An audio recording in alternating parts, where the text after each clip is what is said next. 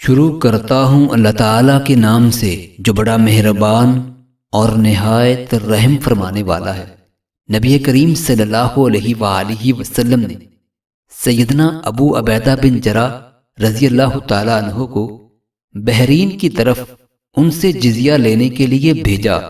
رسول اللہ صلی اللہ علیہ وآلہ وسلم نے ان لوگوں سے مصالحت کی تھی اور سیدنا علا بن حضرمی رضی اللہ تعالیٰ عنہ کو ان کا امیر بنایا تھا۔ جب سیدنا ابو عبیدہ رضی اللہ تعالیٰ عنہ بحرین کا مال لے کر آئے اور انصار کو ان کی آمد کا پتہ چلا تو انہوں نے رسول اللہ صلی اللہ علیہ وآلہ وسلم کے ساتھ نماز فجر ادا کی۔ جب رسول اللہ صلی اللہ علیہ وآلہ وسلم نے نماز فجر ادا کر لی اور صحابہ کی طرف پھرے تو انصاری لوگ آپ صلی اللہ علیہ وآلہ وسلم کے سامنے آ گئے۔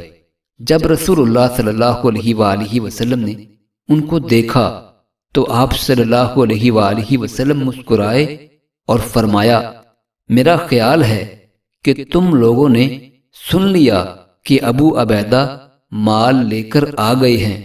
انہوں نے کہا، جی ہاں اے اللہ کے رسول۔ آپ صلی اللہ علیہ وآلہ وسلم نے فرمایا، خوش ہو جاؤ اور ایسی چیز کی امید رکھو جو تم کو خوش کرنے والی ہے۔ اللہ کی قسم ہے مجھے تمہارے بارے میں فقیری کا ڈر نہیں ہے، بلکہ یہ ڈر ہے کہ دنیا تمہارے لیے فراغ کر دی جائے گی جیسا کہ تم سے پہلے لوگوں کے لیے کی گئی تھی، اور تم اس میں اس طرح رغبت کرو گے جیسے انہوں نے رغبت کی تھی، اور اس طرح یہ دنیا تم کو اس طرح غافل کر دے گی جیسے اس نے ان کو غافل کر دیا تھا۔ معزز ناظرین، اللہ تعالی ہم سب کو نبی رحمت صلی اللہ علیہ وآلہ وسلم کی ان احادیث مبارکہ پہ عمل کرنے کی توفیق عطا فرمائے، آمین۔